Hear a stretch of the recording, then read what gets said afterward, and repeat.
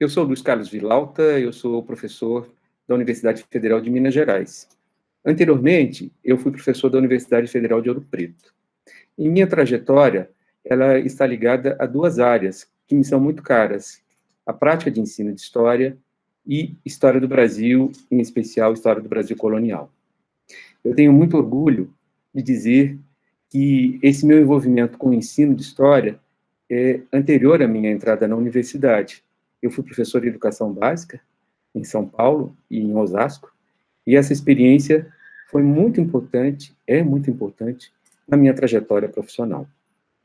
Eu tenho uma trajetória anterior na AMPU, que é modesta, né? Eu fui presidente da AMPU Minas Gerais há muitos anos, eu fui membro de conselho editorial das duas revistas há muitos anos.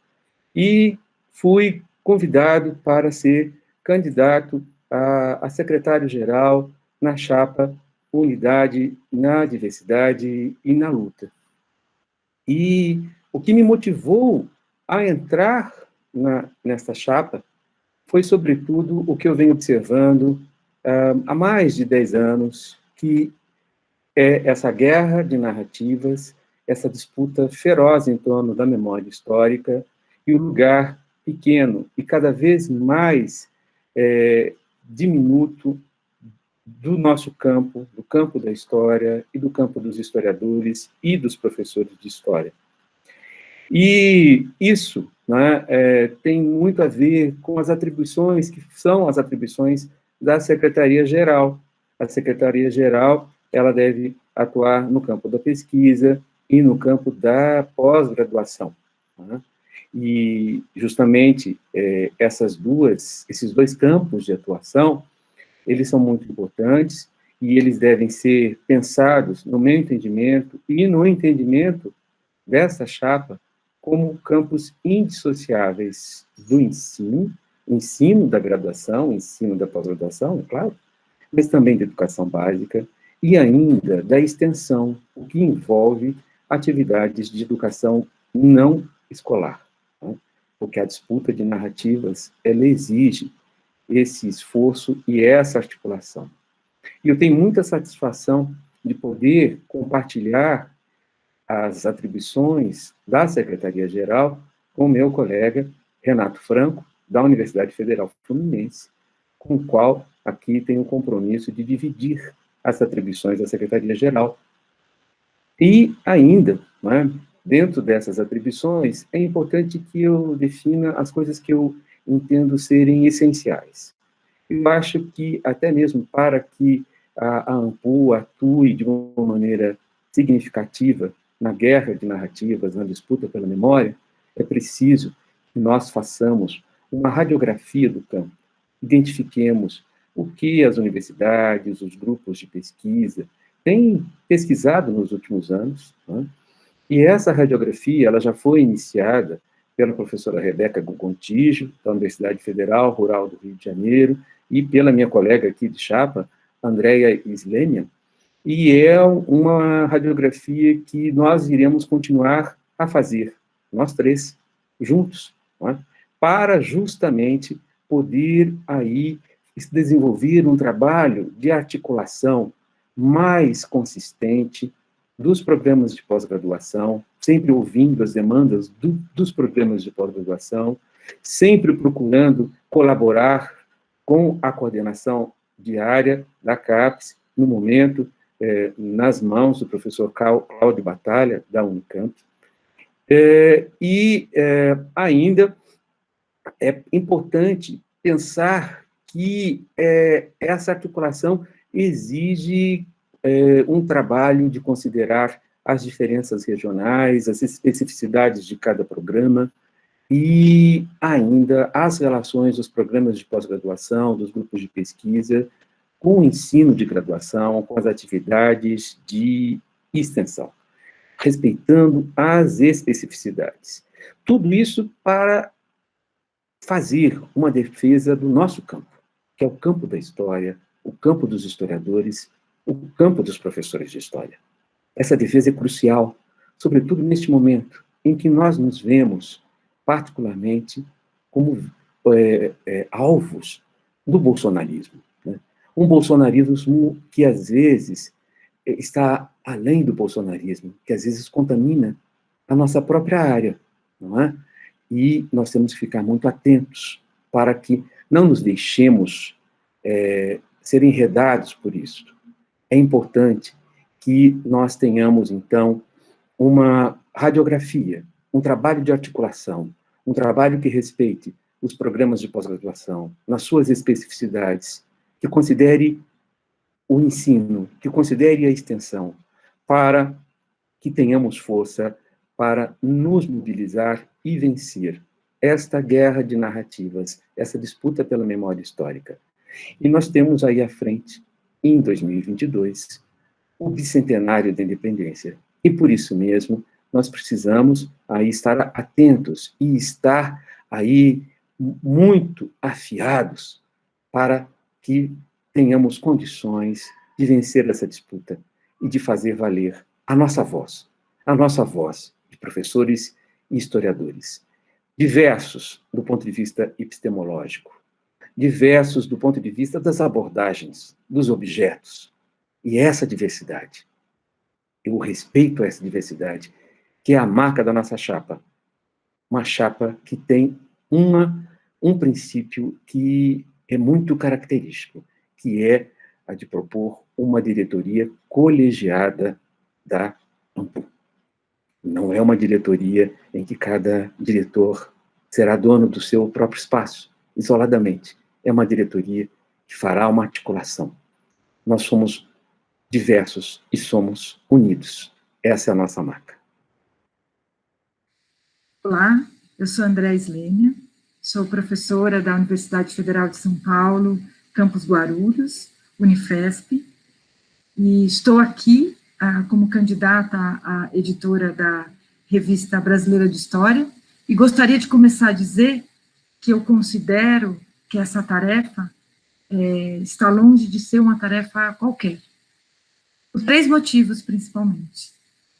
Primeiro, pelo que a RBH representa como um veículo que praticamente se confunde, em algum momento, com a história da própria associação, e que expressa a pluralidade de temas, a pluralidade de espaços, né, e de trabalhos qualificados feitos, sobretudo, por historiadores e historiadoras do Brasil, né, e cujo desafio de aumentar esses espaços de capilaridade com produções nos mais diversos temas, sejam os maioritários, sejam os minoritários, eu acho que é uma tarefa que a gente tem que continuar a perseguir definitivamente.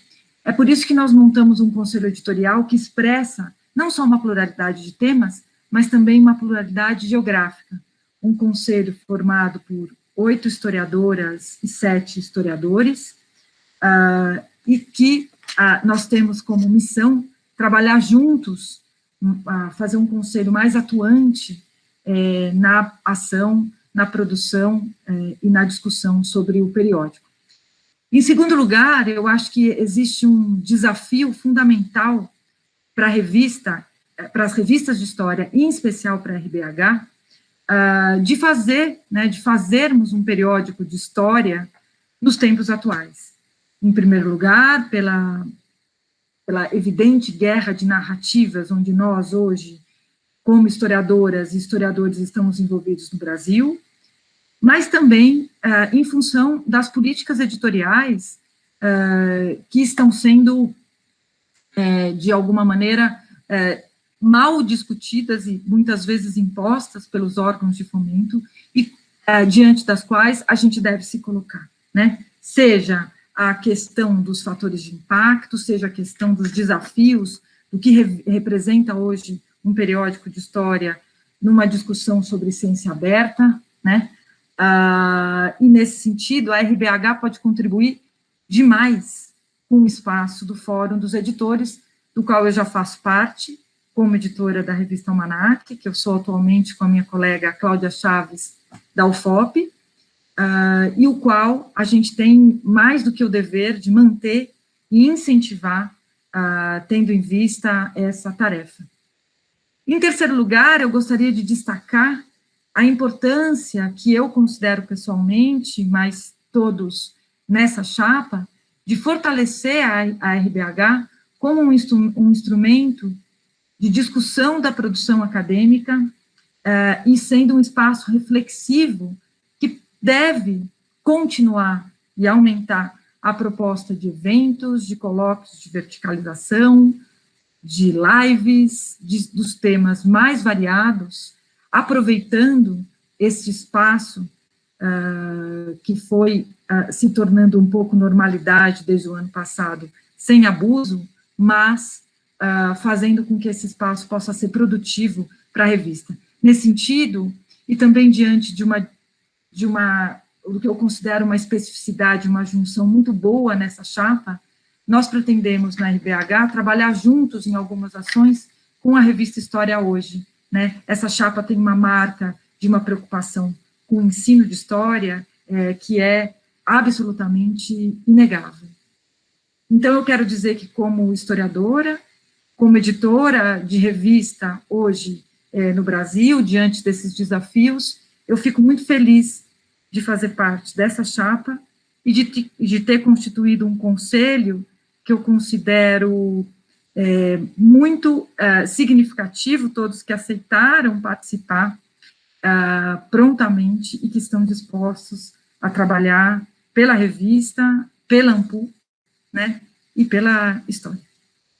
Olá, pessoal, meu nome é Renato Franco, eu sou professor de História do Brasil Colonial da Universidade Federal Fluminense, e é com muita honra que sou candidato para o cargo da segunda tesouraria. Então, eu sou responsável por auxiliar a Célia, revisando a gestão financeira, estabelecendo uma política diferenciada nos preços, mas é também a ideia que eu possa auxiliar a Secretaria-Geral, junto ao professor Luiz Carlos Villalta, sobretudo no que diz respeito à divulgação em história e ao ensino de história. Há muitos anos, eu trabalho como editor, eu trabalhei como editor de materiais didáticos voltados para o ensino médio, quando eu tive a oportunidade de escrever um pequeno livro sobre o ensino de história. Eu trabalhei também como editor de revista científica, revista Tempo, do programa de pós-graduação do Departamento de História da UF, e eu sou editor de livros em geral, né? E entendo que, especialmente agora, quando o estatuto da nossa profissão vem sendo questionado por diferentes grupos negacionistas e intolerantes, que esse empenho, né, de fortalecer as reflexões sobre o ensino de história, a divulgação de história, feita por profissionais de história, nas suas mais diferentes formas de atuação, professores e professoras da educação básica e universitária, entendo que isso seja uma tarefa fundamental e que deve estar nas preocupações da AMPU. Não apenas porque nós somos os profissionais qualificados para esse exercício, o exercício desse tipo de reflexão, né, mas porque também, a despeito de todas as nossas diferenças, isso nos integra, isso nos une, nos fortalece contra um desafio comum, que é o de construir uma sociedade mais justa, mais diversa e mais tolerante. Entendo, portanto, que esse empenho de criar espaços de diálogo e de reflexão sobre o ensino de história e sobre a divulgação científica da história sejam uma agenda comum a todos os profissionais. Pensar o ensino e a divulgação são formas de defender a nossa profissão. Leia a nossa carta-programa e vote na chapa 2.